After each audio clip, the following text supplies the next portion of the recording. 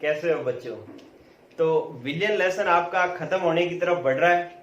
आज 23वां एपिसोड है बच्चों। आज के टॉपिक का नाम है परासरण दाब के आधार पर विलियन का वर्गीकरण। परासरण दाब का दूसरा पार्ट पढ़ रहे हैं। ये पार्ट वही देखे बच्चों जो पिछला पार्ट देख करके आया है, ठीक है, उसी को ये पार्ट अच्छे से समझ में आएगा। तो परासरण दाब के आधार पर विलियन जो है वो तीन प्रकार के होते हैं। अल्प परासारी जिसको हाइपोटोनिक भी कहते हैं, अति परासारी जिसको हाइपरटोनिक भी कहते हैं, सम परासारी जिसको आइसोटोनिक भी कहते हैं। बच्चों जो ये अल्प परासारी, अति परासारी, सम परासारी जो विलियन है ना, वो एक अकेला विलियन नहीं होता, ध्यान रखना। सीधा विलियन ये पड़ा है, मैं इस विलियन को कह दूं कि ये अल्प परासारी है, नहीं, ये विलियन किसी दूसरे विलियन के सापेक्ष ही होता है। मतलब जब किसी को अल्प परासारी कहना है तो वो विलियन किसी दूसरे विलियन के सापेक्ष पड़ा होगा, तभी हम उसको अल्प कहेंगे, या हम उसको अति कहेंगे, या हम सम उसको कहेंगे। जैसे आपके पास यहां पर तो एक विलियन पड़ा है, मैं इस विलियन के अंदर एक और विलियन डाल रहा हूं। मैं कौन सा विलियन डाल रहा हूं? मैं इसके अंदर डाल रहा हूं आरबीसी, लाल रक्त कणिका डाल रहा हूं। आरबीसी लाल रक्त कणिका डाल रहा हूं, जिसके अंदर भी विलियन पड़ा है। और इसके अंदर के विलियन की, आरबीसी लाल रक्त कणिका के अंदर के विलियन की जो सांद्रता होती है वो 0.9% NaCl की सांद्रता होती है। इसके अंदर कितनी होती है? 0.9% NaCl होता है आरबीसी के अंदर, लाल रक्त कणिका के अंदर, ठीक है। तो अब मैं क्या करता हूं कि ये वाली कोशिका, लाल रक्त कणिका जो है, उठा करके इस विलियन के अंदर रख देता हूं। मैंने ये रख दी, ठीक है। अब इसके अंदर विलियन की सांद्रता है, इसके अंदर विलियन है, ठीक है। तो अब अपने पास दो विलियन हो गए। अब लाल रक्त कणिका की जो ये झिल्ली है, ये झिल्ली जो है ये कैसी है? सेमी परमिएबल मेम्ब्रेन है, मतलब अर्धपारगम्य झिल्ली है। अब आपके पास दो विलियन हो गए, एक ये बाहर वाला और एक अंदर वाला। दोनों किससे बटे हुए हैं? दोनों अर्धपारगम्य झिल्ली से बटे हुए हैं, ठीक है। अंदर वाले विलियन की जो सांद्रता है वो है हमारे पास, आपको पता ही है कि 0.9% NaCl है। बाहर वाले विलियन की सांद्रता अगर मैं कितनी कर दूं? बाहर वाले विलियन की सांद्रता में 0.5% NaCl कर दूं, ठीक है। तो आपको पता लग गया कि बाहर वाले विलियन की सांद्रता कम है, अंदर वाले विलियन की सांद्रता ज्यादा है। ये अंदर वाले विलियन की सांद्रता 0.9 है, बाहर वाले की 0.5 है। तो अंदर वाले विलियन की सांद्रता ज्यादा है, बाहर वाले की कम है। ये जो हम अल्प शब्द लगाते हैं वो बाहर वाले विलियन की सांद्रता के लिए लगाते हैं, ठीक है। तो इसका मतलब है कि अल्प परासारी का मतलब है अल्प होगा, अल्प मतलब कम होगा। कम कौन होगा? बाहर वाला।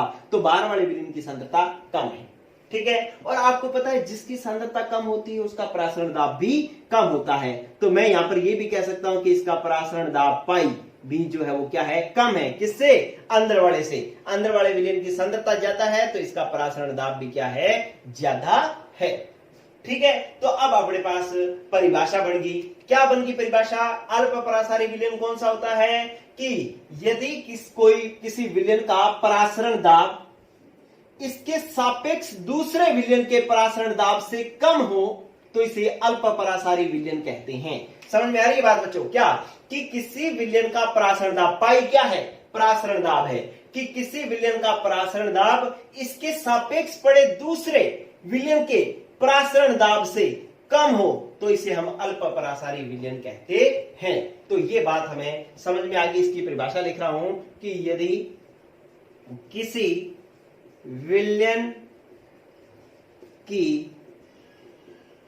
विलियन का परासरण दाब इसके सापेक्ष पड़े दूसरे विलियन के परासरण दाब से कम हो तो इसे अल्प परासारी विलियन कहते हैं। तो इसे अल्प परासारी विलियन कहते हैं, ठीक है। तो अल्प कौन सा है? बाहर वाला है। तो ये बात समझ में आ गई बच्चों। अल्प परासारी विलयन कौन सा होता है कि यदि किसी विलयन का परासरण दाब इसके सापेक्ष पड़े दूसरे विलयन के परासरण दाब से कम हो तो इसे हम अल्प परासारी विलयन कहते हैं। दोनों विलयन अर्धपारगम्य झिल्ली द्वारा विभेदित रहते हैं। ठीक है बच्चों, ये बात हमें समझ में आ गई। अब इसके अंदर एक और चीज देखें, एक बहुत ही इंपॉर्टेंट बात समझे बच्चों, क्या कि बाहर वाले विलयन की सांद्रता क्या है, कम, अंदर वाले विलयन की सांद्रता क्या है, ज्यादा। दोनों किससे बंटे हुए हैं, अर्धपारगम्य झिल्ली से। तो आपको पता है परासरण होगा, दोनों की सांद्रताएं अलग अलग है तो परासरण होगा। और परासरण में क्या होता है कि कम सांद्रता के विलयन से अधिक सांद्रता के विलयन की ओर विलायक अर्धपारगम्य झिल्ली से जाता है। तो यहां से बाहर से विलायक जो है वो अंदर की तरफ चला जाएगा। बाहर से विलायक जो है वो कहां चला जाएगा बच्चों, अंदर की तरफ चला जाएगा। ठीक है, तो क्यों अंदर की तरफ चला जाएगा, क्योंकि बाहर की सांद्रता कम है, अंदर की सांद्रता ज्यादा है। परासरण की परिभाषा क्या थी कि विलायक कम सांद्रता के विलयन से अधिक सांद्रता के विलयन की ओर अर्धपारगम्य झिल्ली से जाता है, उसी को हम परासरण कहते हैं। तो इस तरीके से परासरण होगा और पानी जो है बाहर से अंदर चला जाएगा, विलायक जाएगा, पानी जो है बाहर से अंदर चला जाएगा। तो इस स्थिति में नंबर एक बात बहुत इंपॉर्टेंट है, बात है, स्टार डालकर लिखना है कि क्या होगा, इसके अंदर अंतः परासरण होगा। अंतः परासरण, अंतः परासरण का मतलब है कि पानी अंदर जा रहा है। ठीक है, और कोशिका क्या हो जाएगी, फूल जाएगी। जब बाहर से पानी अंदर जाएगा तो कोशिका क्या हो जाएगी, फूल जाएगी। तो ये इस तरीके से एक बात बन गई अल्प परासारी की। ठीक है, अब दूसरी जो बात मैं बना रहा हूं वो तो बिल्कुल आसानी से समझ में आ जाएगी आपको। इस बार मैंने क्या कहा, अति परासारी। अति का मतलब क्या होता है, ज्यादा। ज्यादा कौन होगा, बाहर वाला।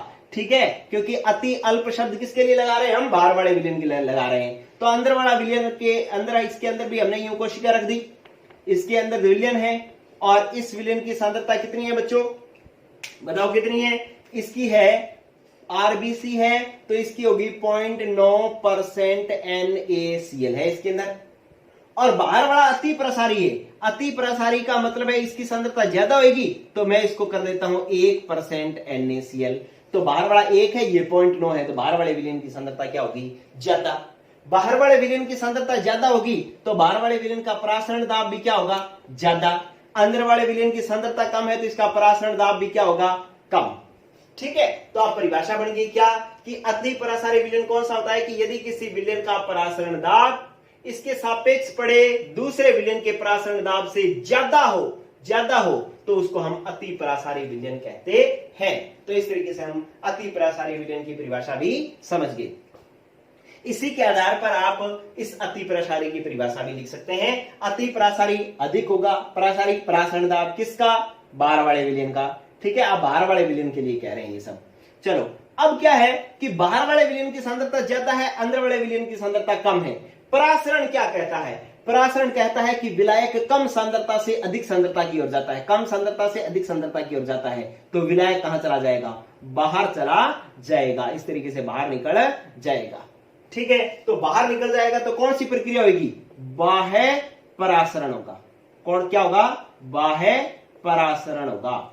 बाह्य परासरण होने से ये कोशिका का जल निकल जाएगा तो ये कोशिका क्या हो जाएगी, पिचक जाएगी। ठीक है, तो कोशिका क्या हो जाएगी, पिचक जाएगी। और कोई कोशिका जब पिचकती है तो उसको हम कहते हैं द्रव्यानुकुंचन कहते हैं। क्या कहते हैं, द्रव्यानुकुंचन कहते हैं। द्रव्यानुकुंचन कहते हैं, द्रव्यानुकुंचन कहते हैं जब कोई कोशिका पिचकती है तो आपको अल्प परासरी बाहर वाले का परासरण दाब कम कब होगा, जब सांद्रता कम होगी। ठीक है, और बाहर सांद्रता कम होगी, अंदर ज्यादा होगी तो पानी बाहर से अंदर जाएगा, कोशिका फूल जाएगी, अंतः परासरण होगा। अति परासरी बाहर वाले का परासरण दाब ज्यादा।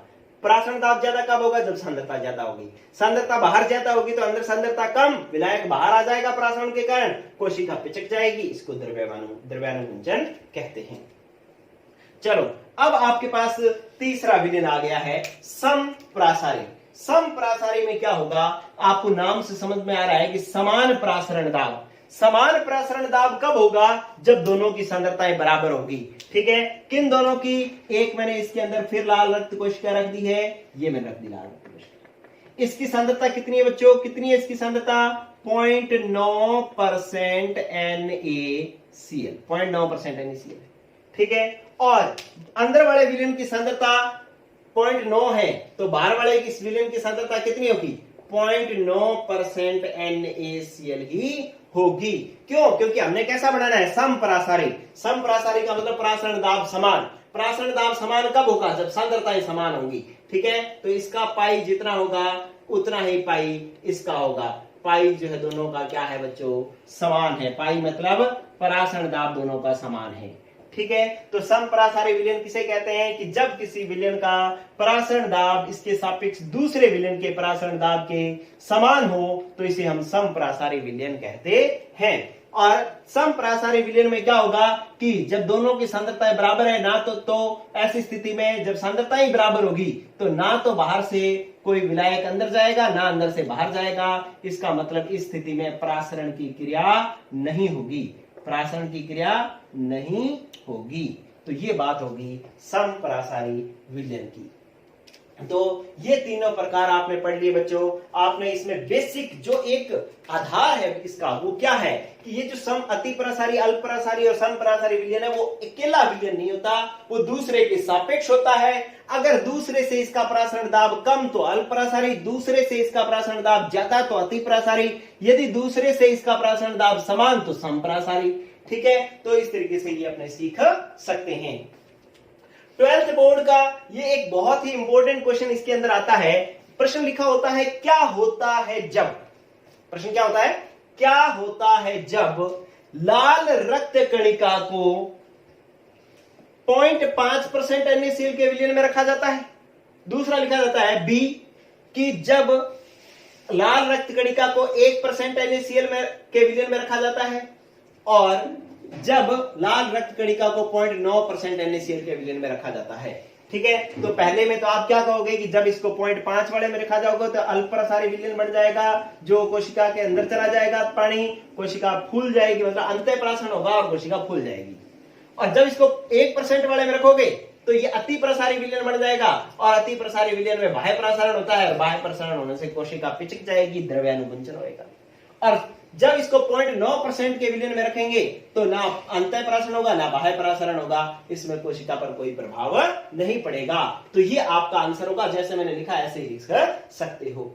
ठीक है बच्चों, तो इस तरीके से ये क्वेश्चन भी आपको आ गया। फिर आप देखो कि एक बहुत ही अच्छा क्वेश्चन जो है वो आपसे पूछा गया हुआ है। यहां पर एक आरपीएमटी 2010 में क्वेश्चन पूछा गया। आरपीएमटी 2010 में पूछा गया क्वेश्चन। क्या पूछा गया है कि अगर दो विलयन परस्पर समपरासारी कब होते हैं? समपरासारी कब होते हैं? ये 2010 में आरपीएमटी 2010 में ये क्वेश्चन पूछा गया है कि दो विलयन परस्पर समपरासारी कब होते हैं। ऑप्शन दे रखे हैं कि नंबर 1 जब उनका वाष्प दाब बराबर हो जाए, जब उनका क्या हो जाए कि उनका पृष्ठ तनाव बराबर हो जाए, पृष्ठ तनाव उनका बराबर हो जाए। सी दे रखा है जब उनका परासरण दाब समान हो जाए, परासरण दाब समान हो जाए। और डी दे रखा है जब उनका कुछ भी कह दो कि आपके पास यहां पे कह दे कि इनका ताप समान हो जाए या कुछ भी कह दे। ठीक है, तो आपको क्या आंसर था इसका आरपीएमटी 2010 वाले का कि समपरासारी कब होता है? जब परासरण दाब समान होता है तब समपरासारी विलयन होता है। तो इस तरीके से आप देखो कि डॉक्टर इंजीनियर बनने के लिए बहुत बड़ी चीजें सीखने की आवश्यकता नहीं है, छोटी छोटी सारी चीजें सीखने की आवश्यकता है, बड़ी चीजें अपने आप बनती जाएंगी। तो इस तरीके से आरपीएमटी 2010 का ये क्वेश्चन आपसे पूछा गया। फिर एक प्रश्न जो है ये भी आता है, ये मैं साफ कर रहा हूं, समपरासारी विलयन के लिए ही एक और प्रश्न आया हुआ है कि ये कहता है, क्वेश्चन ये था, कहता है कि शर्करा व केसीएल का सममोलर विलयन है, तो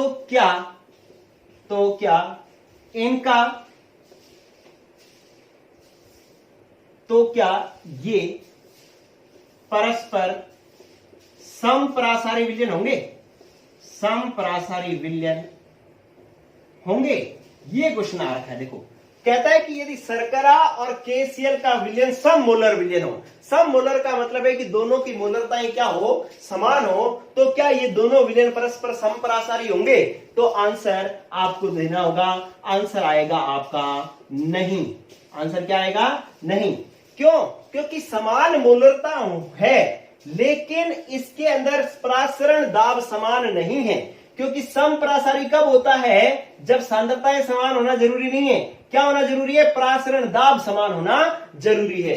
लेकिन परासरण दाब यहां पर इनका समान नहीं हो पाता। क्यों नहीं हो पाता? क्योंकि यहां पर परासरण दाब जो है एक अणु संख्या गुणधर्म है जो कणों की संख्या पर निर्भर करता है। शर्करा तो ऐसी होती है जो टूटती नहीं है, अगर शर्करा का एक अणु डाला है तो एक ही रहेगा, लेकिन KCl टूट जाता है K प्लस और Cl माइनस में, तो इसके एक के कितने अणु बन जाएंगे? 2। तो इसका मतलब है KCl क्या हो जाता है? आयनित हो जाता है, जिससे इसके कणों की संख्या बदल जाती है। कणों की संख्या बढ़ जाएगी तो इसका परासरण दाब भी बढ़ जाएगा, और परासरण दाब बढ़ जाएगा तो ये दोनों परस्पर समपरासारी विलयन नहीं रहेंगे। तो आपका आंसर क्या होगा? नहीं, क्योंकि शर्करा आयनित नहीं होती, KCl आयनित हो जाता है, इसके कणों की संख्या बढ़ जाती है, इसलिए इसका परासरण दाब भी, KCl के विलयन का परासरण दाब भी बढ़ जाता है, इसलिए दोनों का परासरण दाब समान नहीं होता, तो ये समपरासारी विलयन भी नहीं होंगे। तो इस तरीके से ये क्वेश्चन भी आप कर सकते हैं। फिर आप देखो कि ये मैं साफ कर रहा हूं, आप इसका स्क्रीनशॉट ले लें, जो मैंने आपको बोर्ड पर सारा कुछ लिख करके दे दिया बच्चों। एक बढ़िया सा स्क्रीनशॉट लेकर के बाद में इसके नोट्स भी बना लिया करें। तो इसके बाद नेक्स्ट मैं आपको सिखा रहा हूं, देखो अगला टॉपिक। इसी टॉपिक में पहले मैं समझा देता हूं, एक दो क्वेश्चन और समझाता हूं। देखो स्क्रीनशॉट आप सबने ले लिया होगा बच्चों। अब मैं देख रहा हूं कि बहुत बच्चे चैनल को बिना सब्सक्राइब किए ही देखे जा रहे हैं वीडियोस को। चैनल को सब्सक्राइब कर लोगे तो आप कुछ सीखोगे, आपका कुछ भी जाएगा नहीं, ना तो आपके कोई पैसे कटेंगे, ना ही आपसे कोई कुछ छीनेगा, लेकिन ये जरूर होगा कि बहुत बार आपको अच्छी चीजें आपके सामने आ जाया करेंगी। तो इसलिए चैनल को सब्सक्राइब जरूर कर लें। नेक्स्ट देखो बच्चों कि एक रोग होता है जिसको कहते हैं सोफ रोग। क्या कहते हैं? सोफ रोग, ठीक है, या इसको इंग्लिश में कहते हैं एडिमा डिजीज। एडिमा डिजीज कहते हैं, एडिमा रोग कहते हैं, सोफ रोग या एडिमा रोग। देखो क्या होता है, आपको एक चीज मैं पहले और बताता हूं। देखो ये अगर आपके पास अभी आपने जो विलयन बनाया था, अगर बाहर वाले विलयन की सांद्रता 0.5% है, अंदर कोशिका RBC है, इसका 0.9 है, ठीक है, तो इसकी सांद्रता ज्यादा है इसलिए इसका परासरण दाब ज्यादा है, इसकी सांद्रता कम है इसलिए इसका परासरण दाब कम है। तो आपको पता है ये विलयन तो कैसा हो गया, इसका परासरण दाब कम, तो ये अल्प परासारी हो गया। लेकिन ये इसकी तुलना में कैसा है? अंदर वाला विलयन बाहर वाले विलयन की तुलना में कैसा है? क्योंकि इसका परासरण दाब ज्यादा है इसलिए ये कैसा है? अति परासारी। क्या ये बात समझ में आ गई? ठीक है, कि बाहर वाले विलयन को तो मैंने अभी अल्प, अति और समपरासारी किसका नाम दिया था? बाहर वाले विलयन का। लेकिन अगर मैं बाहर वाले विलयन के अंदर वाले विलयन से तुलना करूं तो बाहर वाला विलयन अगर अल्प परासारी हुआ तो अंदर वाला विलयन बाहर वाले की तुलना में क्या होगा? अति परासारी, क्योंकि अंदर वाले का परासरण दाब ज्यादा है। ठीक है, जब अति परासारी और अल्प परासारी विलयनों को एक साथ रख दिया जाता है तो विलायक जो है वो अल्प परासारी से अति परासारी विलयन की ओर जाने लग जाता है। ठीक है, जब अल्प परासारी और अति परासारी विलयनों को एक साथ रख दिया जाता है तो विलायक जो है वो अल्प परासारी से अति परासारी की ओर जाने लग जाता है। कल मैंने जब परासरण की बहुत सारी परिभाषाएं बताई थी तब मैंने ये परिभाषा भी बताई थी कि जब विलायक जो है कम परासरण दाब वाले विलयन से अधिक परासरण दाब वाले विलयन की ओर अर्धपारगम्य झिल्ली से होकर के गुजरता है तो उसको परासरण कहते हैं। ठीक है, तो बाहर वाले का परासरण दाब कम, अंदर वाले का ज्यादा, तो विलायक बाहर से अंदर जाएगा और अंतः परासरण होगा। ठीक है, तो इनकी आपस में भी तुलना की जा सकती है। चलो अब मैं बताता हूं आपको एडिमा रोग या सोफ रोग क्या है।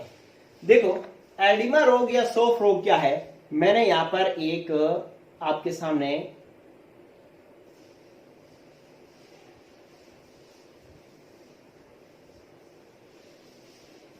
ये मैंने एक बॉडी बनाई है, देखो सलमान खान की बॉडी है बच्चों, ठीक है, इस तरीके से ये मैंने एक सलमान खान की बॉडी बना दी,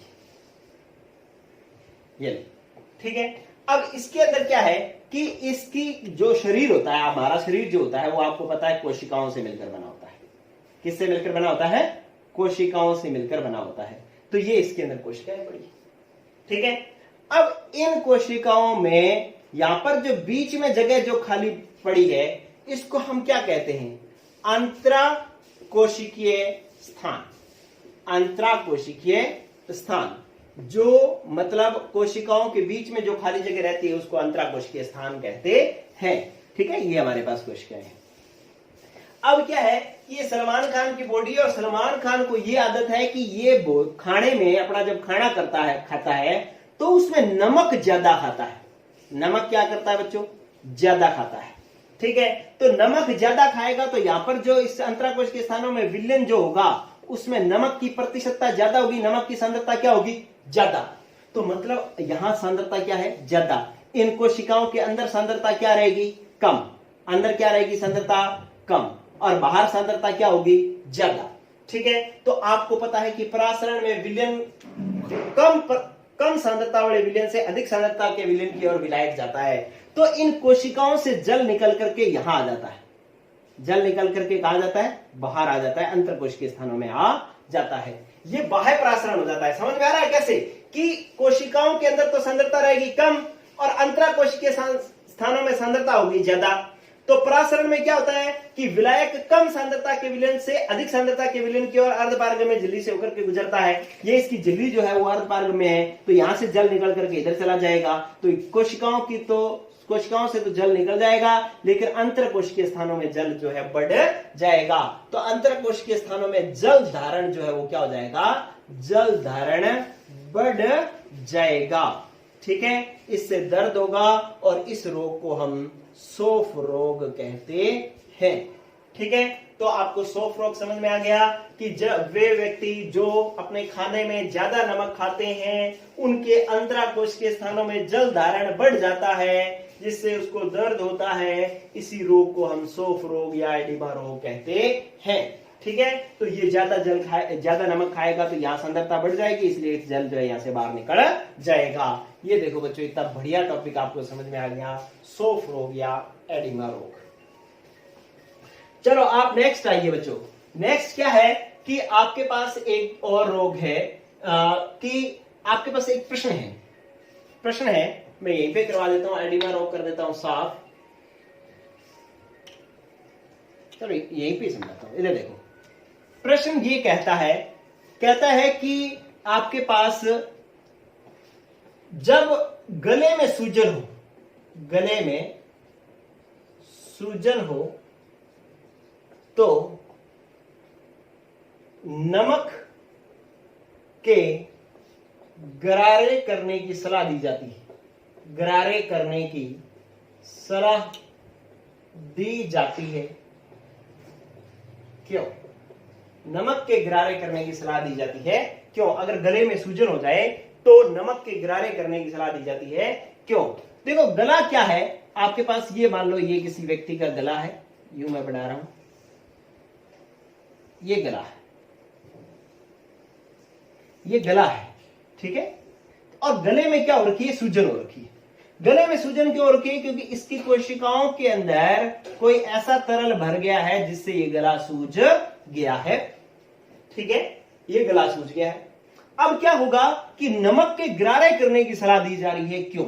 ठीक है, तो आपको क्या करना होगा, जब नमक के गरारे किए जाएंगे तो नमक NaCl यहां पे जाएगा अंतरकोशिकीय स्थानों में, ठीक है, और अंतरकोशिकीय स्थानों में जाएगा तो यहां पर नमक ज्यादा होगा, तो यहां पर नमक की सांद्रता क्या होगी बच्चों?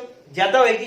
अब नमक की सांद्रता यहां पर ज्यादा होगी तो कोशिकाओं में नमक की सांद्रता कम होगी, तो कम सांद्रता से अधिक सांद्रता की ओर अर्धपारगम्य झिल्ली से होकर के इसके अंदर जो तरल होगा वो बाहर आ जाएगा और फिर ये गरारा कैसे करके वापस फेंक देता है। तो इस तरीके से ये वापस फेंकेगा तो ये जो इसके अंदर जो पानी था वो निकल करके बाहर आ गया और इसने ये वापस फेंक दिया, तो ये कोशिकाएं जो है वापस क्या हो जाएंगी? संकुचित हो जाएंगी तो कोशिकाएं फूली हुई थी वो संकुचित हो जाएंगी, संकुचित हो जाएंगी तो गला वापस सही हो जाएगा। तो इस तरीके से गले में सूजन हो तो नमक के गरारे करने की सलाह क्यों दी जाती है? क्योंकि नमक के पानी की सांद्रता ज्यादा होती है, जिससे फूली हुई कोशिकाओं का तरल बाहर आ जाता है और गरारे के साथ वो बाहर चला जाता है, जिससे कोशिका पुनः प्रारंभिक अवस्था में आ जाती है और गले की सूजन कम हो जाती है। तो इस तरीके से आप आंसर दे सकते हैं।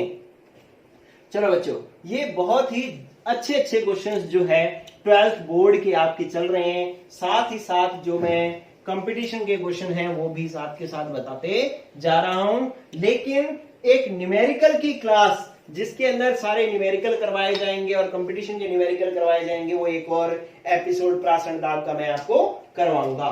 तो इस तरीके से आपने ये सारे क्वेश्चन किए। अब देखो आपके पास एक आज का लास्ट टॉपिक आ गया है जिसको हम कहते हैं प्रतिलोम परासरण। क्या कहते हैं? प्रतिलोम परासरण। ठीक है, ये एक लास्ट टॉपिक आपके पास आ गया।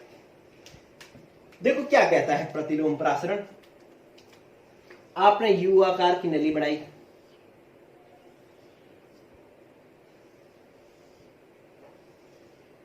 ये आपने यू आकार की नली बनाई, यहां पर आपने अर्धपारगम्य झिल्ली लगा दी और यहां पर जो है वो एक तरफ आपने समुद्री जल भर दिया है। यहां पर मैंने ये ब्लैक कलर में क्या भर दिया है? समुद्री जल। और दूसरी तरफ जो है मैंने यहां पर क्या भर दिया है? पानी। क्या भर दिया है? पानी। ठीक है, जल भर दिया। तो आप देखेंगे कि इस साइड तो क्या पड़ा है बच्चों? जल। और इस साइड कौन सा क्या पड़ा है? समुद्री जल। समुद्री जल। और समुद्री जल में क्या होते हैं कि विभिन्न प्रकार के लवण होते हैं, विभिन्न प्रकार की अशुद्धियां होती हैं समुद्री जल के अंदर। ठीक है, यहां पर एक पिस्टन लगा हुआ है। ठीक है, पिस्टन लगा हुआ है। अब आपको पता है कि यहां पर विलायक की सांद्रता ज्यादा है, विलयन में विलायक की सांद्रता कम होती है, इसलिए विलायक जो है अधिक सांद्रता से कम सांद्रता की ओर अर्धपारगम्य झिल्ली से होकर के इधर जाता है। इसको हम परासरण कहते हैं। ठीक है, यहां पर जल पड़ा है ना, तो विलयन की सांद्रता यहां पे क्या होगी? कम। मतलब विलायक जल पड़ा है तो विलायक की सांद्रता यहां पर क्या है? ज्यादा। विलायक है यहां पर, विलायक की सांद्रता है ज्यादा। यहां पर विलायक की सांद्रता क्या है? विलायक की सांद्रता है यहां पर कम। ठीक है, तो आपको पता है कि विलायक अधिक सांद्रता से कम सांद्रता की ओर अर्धपारगम्य झिल्ली से होकर के जाता है, ये परासरण होगा। तो परासरण हो रहा है, पिस्टन ये वाला ऊपर जा रहा था। ठीक है, लेकिन हमने यहां पर दाब लगा करके इस पिस्टन को रोक लिया। ठीक है, पिस्टन को रोक लेंगे तो ये पानी इधर जाना बंद कर देगा, तो ये दाब कौन सा हो जाएगा? हमारे पास परासरण दाब हो जाएगा, जिसको हम पाई से डिनोट करते हैं। ठीक है, अब स्थिति इससे एक्स्ट्रा आ गई है। क्या आ गई है कि अब मैं जो दाब लगा रहा हूं ना, बाह्य दाब जो लगा रहा हूं वो परासरण दाब से अधिक लगा रहा हूं। परासरण दाब तो पिस्टन को रोकने के लिए था, पिस्टन यहां पे रुक गया। लेकिन अब मैंने दाब बढ़ा दिया तो पिस्टन नीचे जाएगा। पिस्टन कहां लेके जाऊंगा मैं? नीचे। अब पिस्टन अगर नीचे लेके जाएंगे तो पानी दबता तो है नहीं। ठीक है, तो क्या होना चाहिए? इसमें से कुछ चीजें इधर जाना शुरू होनी चाहिए। इधर क्या जा सकता है? इसमें से सिर्फ विलायक जा सकता है, विलय नहीं जा सकता। क्यों? क्योंकि यहाँ पे झिल्ली कौन सी लगी हुई है? अर्धपारगम्य झिल्ली लगी हुई है, सेमी परमिएबल मेम्ब्रेन लगी हुई है। तो अब क्या होगा कि इसमें से पानी निकल करके इधर आ जाएगा, जल निकल करके इधर आ जाएगा। किधर आ गया? कम सांद्रता के विलायक से अधिक सांद्रता के विलायक की ओर आ रहा है। मतलब परासरण में तो अधिक से कम की ओर होता है, लेकिन जब परासरण दाब से अधिक दाब लगा दिया गया तो विलायक कम सांद्रता से अधिक सांद्रता की ओर जाने लग गया है अर्धपारगम्य झिल्ली से। इसी को हम कहते हैं प्रतिलोम परासरण कहते हैं। ठीक है, तो क्या हो गया प्रतिलोम परासरण की परिभाषा? कि जब परासरण दाब से अधिक दाब लगाया जाता है तो विलायक अपनी कम सांद्रता से अधिक सांद्रता की ओर अर्धपारगम्य झिल्ली से होकर के गुजरता है। इसको हम प्रतिलोम परासरण कहते हैं। ठीक है बच्चों, तो आपको प्रतिलोम परासरण समझ में आया कि जब परासरण दाब से अधिक दाब लगाया जाता है तो विलायक अपनी कम सांद्रता से अधिक सांद्रता की ओर अर्धपारगम्य झिल्ली से होकर के जाने लगता है। इसी को ही प्रतिलोम परासरण कहा जाता है। तो ये परिभाषा आप लिख लेंगे। फिर आप देखो इस प्रतिलोम परासरण का एक बहुत ही 12th का एक बहुत ही इंपॉर्टेंट प्रश्न आता है कि प्रतिलोम परासरण को परिभाषित करते हुए इसका एक अनुप्रयोग लिखो, अनुप्रयोग लिखो। तो क्या होगा कि प्रतिलोम परासरण की परिभाषा तो आप लिखोगे, जब परासरण दाब से अधिक दाब लगाया जाता है तो विलायक अपनी कम सांद्रता से अधिक सांद्रता की ओर अर्धपारगम्य झिल्ली से होकर के जाने लगता है, इसे हम प्रतिलोम परासरण कहते हैं। और प्रतिलोम परासरण का अनुप्रयोग क्या है, कि इसका फायदा क्या है, इसका हम क्या उपयोग कर सकते हैं, इसका उपयोग हम कर सकते हैं कि समुद्री जल के विलवणीकरण में इसका उपयोग कर सकते हैं। समुद्री जल के विलवणीकरण में, विलवणीकरण का मतलब है कि समुद्री जल में लवण घुले हुए थे, लेकिन जब प्रतिलोम परासरण से पानी तो इधर आ गया, क्योंकि अर्धपारगम्य झिल्ली से पानी ही जा सकता है, लवण यहीं के यहीं रह गए, ठीक है, लवण इधर ही रह गए। तो इसका मतलब है समुद्री जल में से पानी इधर चला गया, लवण इधर हो गया, तो समुद्री जल में से लवण अलग हो गए, इसी को ही हम क्या कहते हैं, विलवणीकरण कहते हैं। तो इस तरीके से इसका विलवणीकरण करने में उपयोग में आता है। और जो आज कई लोग ऐसे, जहां कई देश ऐसे हैं जहां पर पीने के पानी की समस्या है, तो समुद्र के पानी का विलवणीकरण करके उसको पीने के उपयोग में ला रहे हैं। तो ऐसी जो मशीनें लगाई जा रही है उसमें यही विधि काम में लाई जा रही है कि अर्धपारगम्य झिल्ली लगाई जाती है, दाब परासरण दाब से ज्यादा रखा जाता है, तो पानी तो शुद्ध पानी तो इधर आ जाता है और लवण यहीं रह जाते हैं, फिर इस पानी का उपयोग पीने में किया जा सकता है। इसके लिए, इस विधि के लिए जो अर्धपारगम्य झिल्ली काम में ली जाती है वो सेल्यूलोज नाइट्रेट की, सेल्यूलोज एसीटेट की जो है अर्धपारगम्य झिल्ली काम में लाई जाती है। तो ये हो गया आपका प्रतिलोम परासरण। तो इस तरीके से बच्चों ये आपका परासरण दाब का दूसरा एपिसोड हुआ कंप्लीट। कल हम इसके करेंगे कुछ न्यूमेरिकल्स, कंपटीशन में आए हुए क्वेश्चंस, ठीक है। आज जो क्लास थी वो भी बेहद इंपॉर्टेंट थी, आपको बहुत कुछ चीजें इसमें सीखने को मिली होंगी बच्चों, ठीक है। गुड लक, पढ़ते रहो। देख बच्चों, आपको मैंने इतनी बार कह दिया कि आप जितनी भी वीडियोस देखते हो वीडियो शेयर किया करें। आपने वीडियो देख ली, देखने के बाद में उसको अगर अच्छी लगी हो तो उसको लाइक कर दें, उसका कमेंट भी करें। 2-4 बच्चे कमेंट करते हैं, बाकी कुछ रिप्लाई नहीं करते हैं। कमेंट करें और उसके साथ ही वीडियो को शेयर भी कर डालें ताकि सभी बच्चों तक ये वीडियो पहुंचे। ओके बच्चों, गुड लक।